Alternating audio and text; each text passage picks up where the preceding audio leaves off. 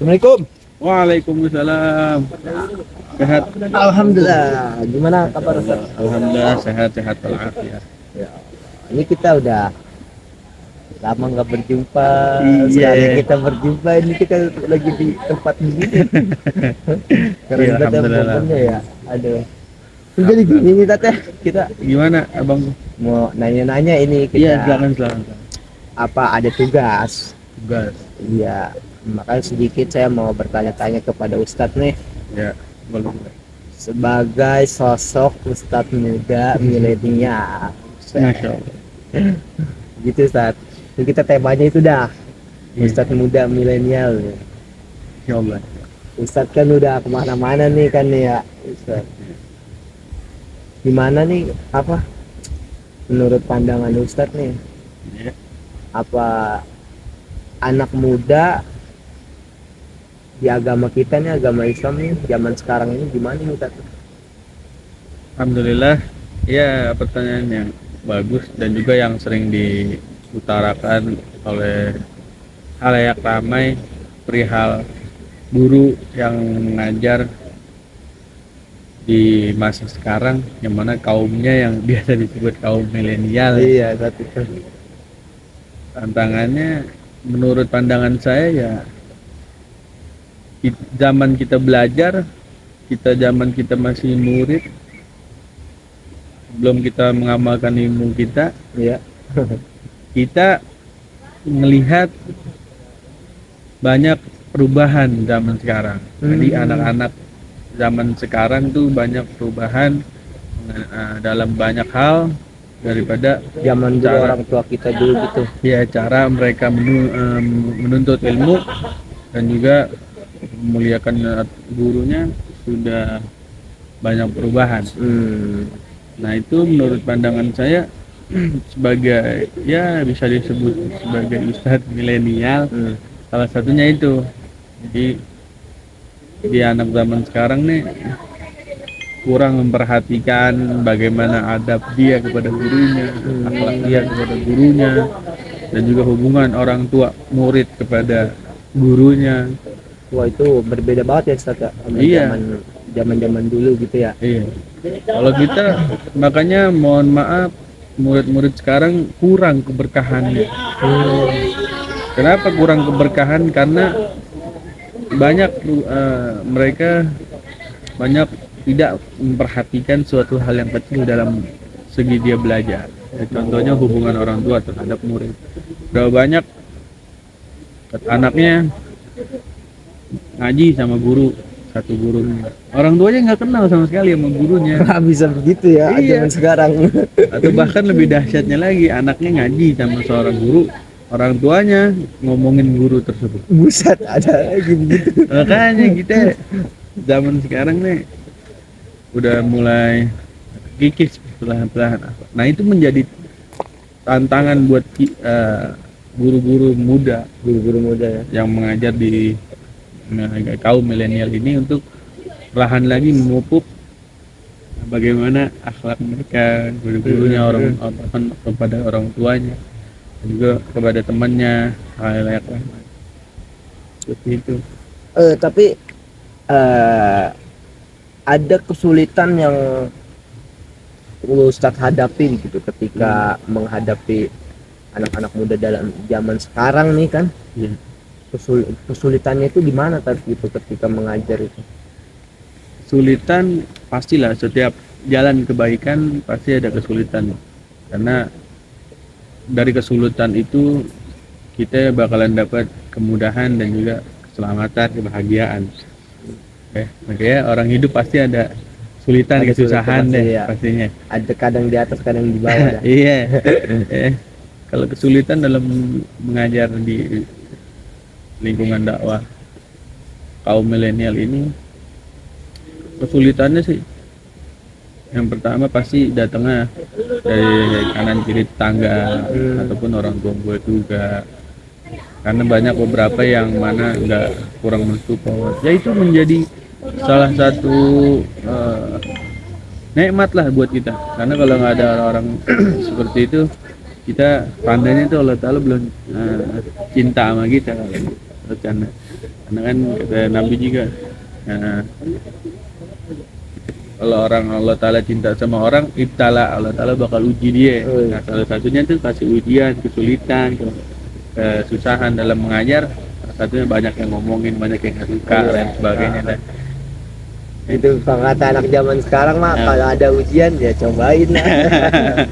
Gitu ya tetap. iya, Jadi Ustadz nih jadi sosok yang kayaknya menyukai tantangan Ustadz ya. ya, pasti. Tantangannya sangat besar itu berarti Ustadz ya. Iya.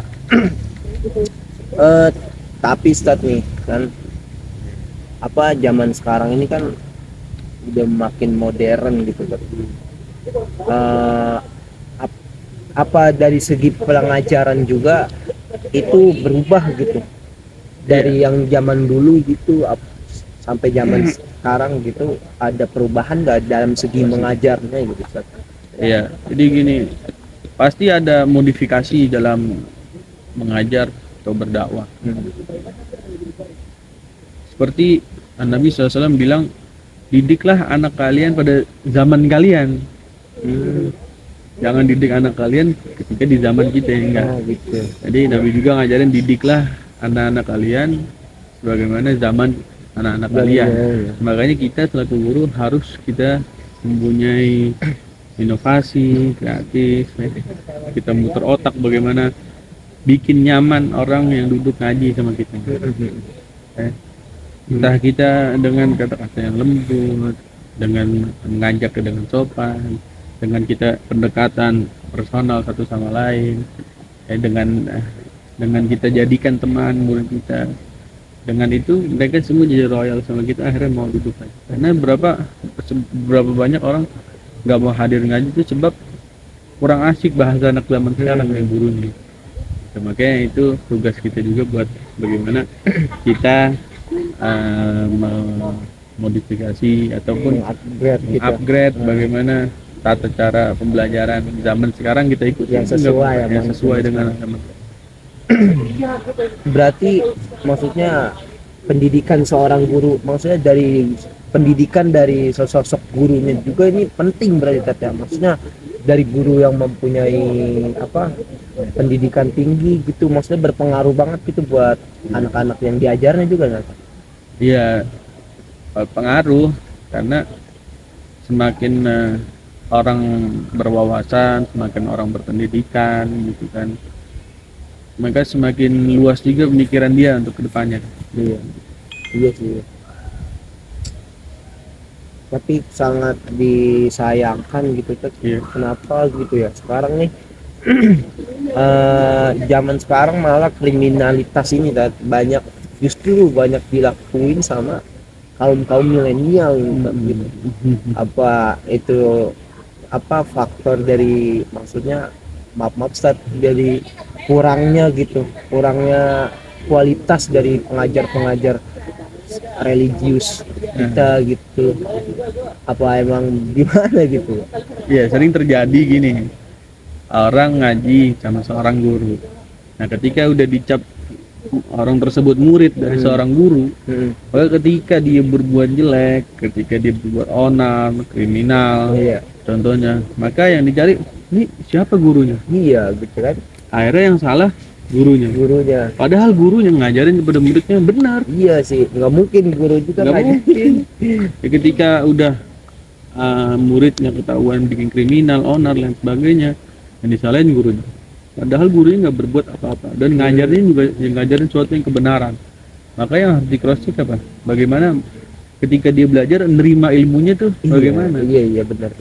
Karena orang-orang yang pastinya murid yang pastinya bisa menerima ilmu dan juga ada keberkahan di dalamnya, nggak mungkin lah mereka buat kriminal.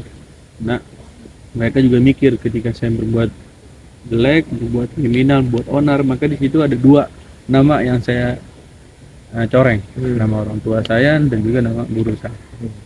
Berarti yang model-modelan begitu kayaknya keluar masuk kuping kanan kiri kan dia belajar. Samina wasoina iya.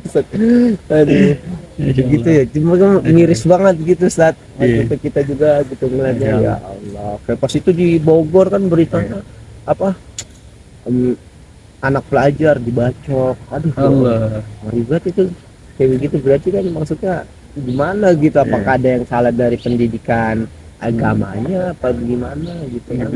tidak bisa serta merta kita salahkan kepada gurunya, melainkan ada bukti yang valid seorang guru mengajarkan kepada muridnya kriminal, tapi nggak bisa sepenuhnya salah guru begitu. Bisa karena bisa juga karena kelalaian dan juga bisa kesalahan dari murid tersebut.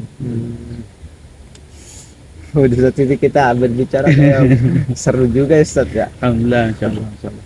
Tapi udah gimana ya, ini karena kita waktunya sangat minim gitu Ustaz. Ini Insyaallah. saya ngucapin terima kasih banget ini Insyaallah, atas insyaallah, informasi kesediaannya untuk jadi ngobrol sebentar ini. Alhamdulillah. Ya Gitu juga Allah. terima kasih banyak udah silaturahmi Iya. ketemu di sini, alhamdulillah. Ya amin dah. Semoga ini videonya ditonton sama anak muda biar nggak ada Insyaallah, anak muda amin, yang amin.